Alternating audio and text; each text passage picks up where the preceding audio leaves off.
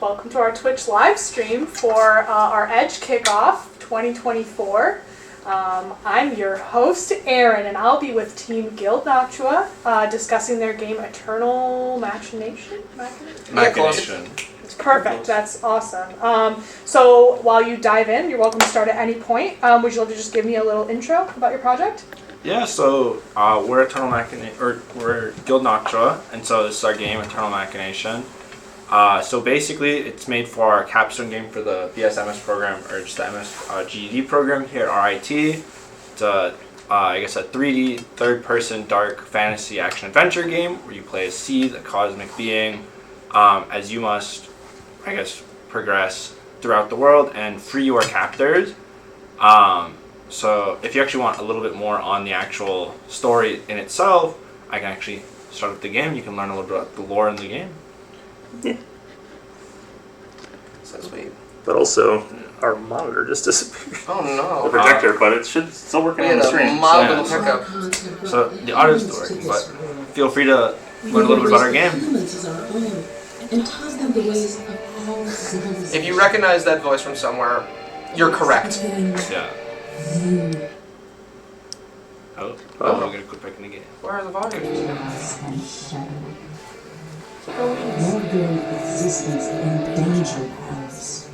Worst comes to worst, I just Yeah. looked at the screen. Sorry, we're trying to talk over the lore right now, but this comic is just... Yeah, the comic's beyond beautiful, and the story is really well done. We have to appreciate it from our comic artist, who unfortunately could not be here today.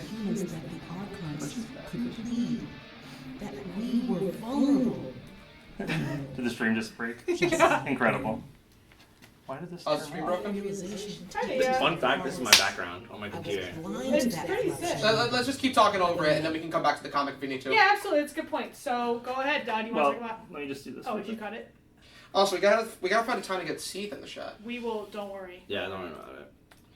Whoa, okay. Much better than a sticker. We're gonna do this and we'll live. give you mileage. Let's go. Yo. And save the very balance you once threatened. Remember, to prevent eternal damnation, you must face humanity's eternal machination. It's like in the movies when they say the name of the movie. Oh, there it is. You do the Leo DiCaprio. Yeah, like the hey. Y'all got some fans in chat. Yeah. I can only imagine we do. That's sick. We have a very large repertoire of people that love to play the game, as well as a very large repertoire of people that made the game possible. Yeah, there's about 16 other people who aren't in this room. Without them, it would not. Unfortunately, could not be here today. So just to question that game. So you're starting off in the first sanctum. So this is where Did the stream just break? Incredible. And basically, Why did this Is the screen broken? fun fact, this is my background on my computer. It's pretty sick. So let's just keep talking over it, and then we can come back to the comic if we need to. Yeah, absolutely. Without them, it would not be possible at all. So just to talk a little about the game, so you're starting off in the first sanctum. So this is where the archons reside, and basically you can explore the world and interact with these things known as lore chunks to learn a little bit more about the game. Yes. Yeah, lore chunks are meant as a system that rewards you both mechanically and tells you more about the world itself. So we wanted a system where you would have obvious lore chunks giving you the most clear parts about the world, giving you passive statistics, while we have more well-hidden lore chunks with more intricate storylines to them. Giving the players gameplay. It's amazing. Yeah, so that was something that we really took inspiration from God of War, because it was a game not only that helped inspire us and we learned from, but they found a really good way to interweave their story for players who actively enjoyed the narrative behind the game, while still having while still giving the players gameplay rewards. So in our game, if you collect enough of them, you will gain actual in-game rewards, whether it be increased health, increased damage, increased movement speed. Wait, is it not working? So yeah, so right now we're really just going through the onboarding of the game. So this is where players will learn what they need to do. Unfortunately, so we're actually gonna do our first combat experience. Yeah. It is just Oh. it is unfortunately a You wanna plug it? I don't want to be that guy, but the bright Do joystick you have doesn't any other work. inspirations besides God Oh of War? no. Oh, yeah. Wait, is it not working? Yeah. Oh, the focus. Well, no, Yes. the actual like button. Oh, you don't want to do a pacifist run? of your own game? Unfortunately, Do you have hot swapping? yeah. Because one thing with This our game is just that it's Sorry. unfortunately a small we soft really want block. to make sure players actually You want to understand- pause real quick? Let me make sure you feel it. Did you have any other inspirations besides God of War? Oh yeah, a Yes. ton of them. Shadow of War was a big one. Yes. Say it again. Shadow of War. So yeah. and There so we go. that's why Nice. There we go. There we go. Woo! Okay, yeah. Because one thing with our game that we learned is that you know we really want to make sure players actually understand. Let me make sure he heals so don't die. We really want to make sure people actually understand how to play our game. Yeah, we're a huge fan of action games. And so. They really cater to your power. And so yeah, and so that's why we unfortunately, I'm just gonna kill this person, make it real quick and easy. Kaboom. Kaboom. Instant one shot. But yeah, so Beyond and I both really love Monolith Productions' Shadow of War and Shadow of Mordor series. Oh, nice.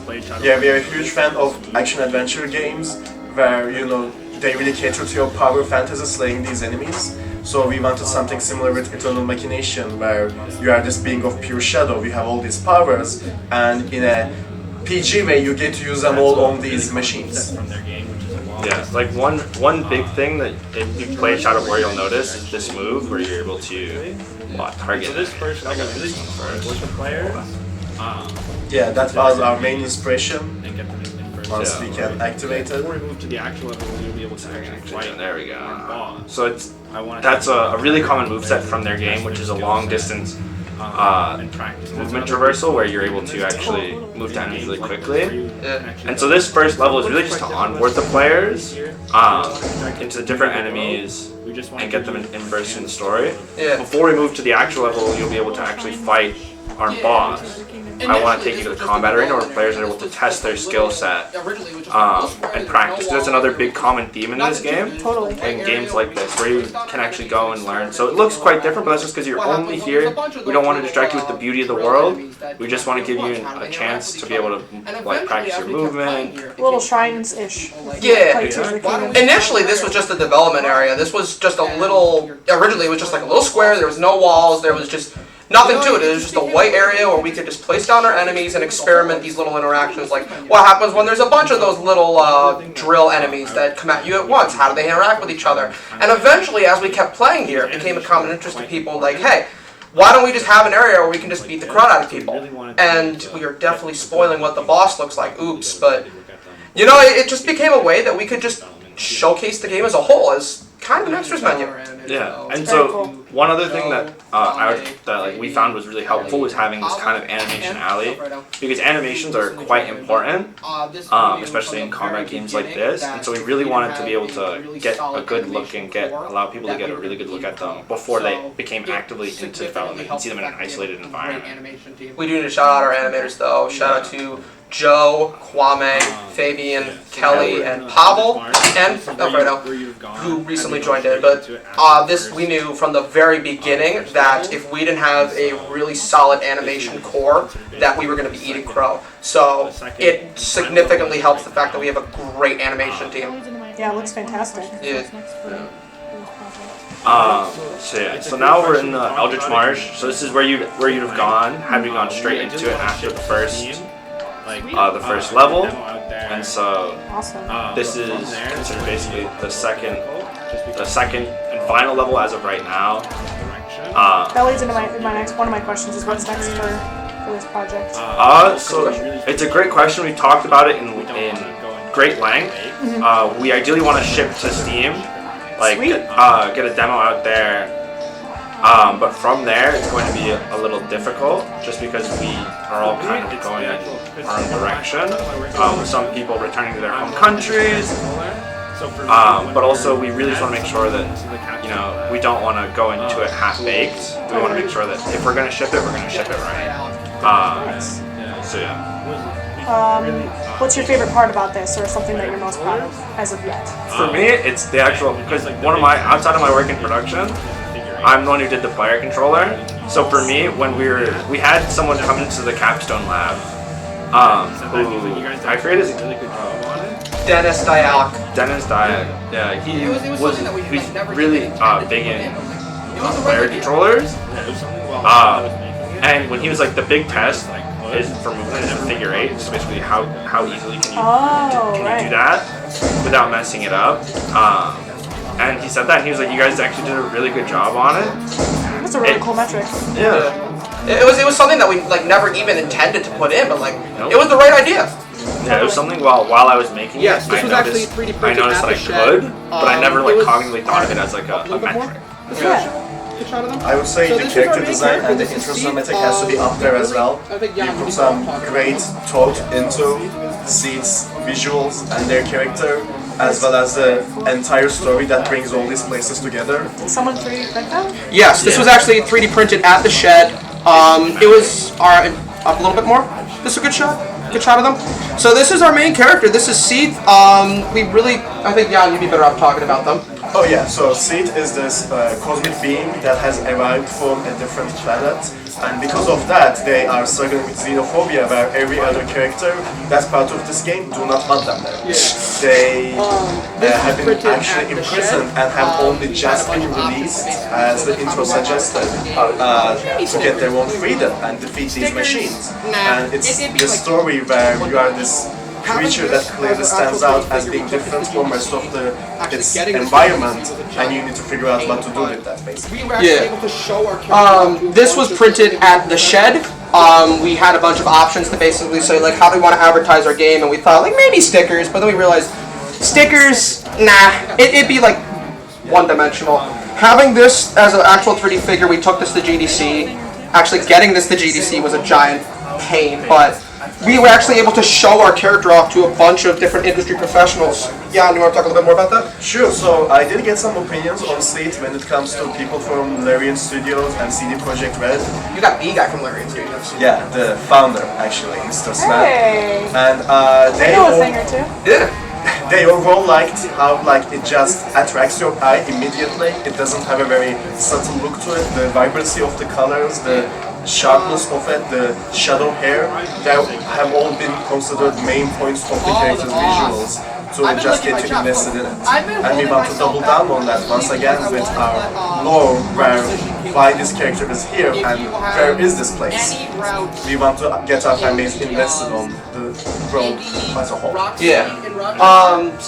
For Ryan, I'm surprised you didn't say it's actually coming up. What? Oh, the boss. I've been licking my chops. Look, I've been holding myself back purposefully because I wanted to let our musician Caleb Pendleton, if you have any route in the indie rock scene in Rochester, you've probably heard of Caleb Pendleton because the guy is everywhere.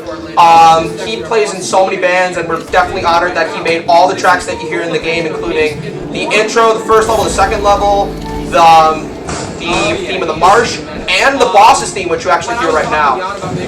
We actually have a little joke about this running theme that he made this actually a year and a half ago, but he didn't know what he wanted to do with it. So I said, hold on to it, we'll do something nice for it later on. And this is actually our boss's theme, and here is the big guy right now. This is the Golem engine of haste in lore. He's scary. Oh yeah, he is a menace. When I was talking with Jan about making the boss, I was like, look man, you can do whatever you want, just make the boss big. Let's see if I can. That was my one feedback that I wanted on this boss, and oh my god, it required so many cool pieces and little bits of information. Like the laser you're about to see is the VFX from Entourage. The model itself is animated by one of our animators. It's one of the coolest bosses I've ever done, and I've like, uh oh, here comes the big jump. Run! Let's see if I can actually. Just run, just run. My skill is actually high enough. Yeah, it has been really fun to work on the boss with Ryan, where he was like, dude, this is what I need from the boss, this is what I want him to do, and I'm like, I got you. So I gave him all these recipes on how he should behave, and Ryan just made those in immediately. Well, we just finished. Yeah, Outrage, how about you? Which one was your favorite? Oh, I'd say I really love the EFB effect, which I worked on. Yeah. All the beautiful VFX are Outrage. Everyone else that They're amazing. We call him the eye candy man because everything he touches turns to visual gold. Bohan. Oh yeah, Bohan.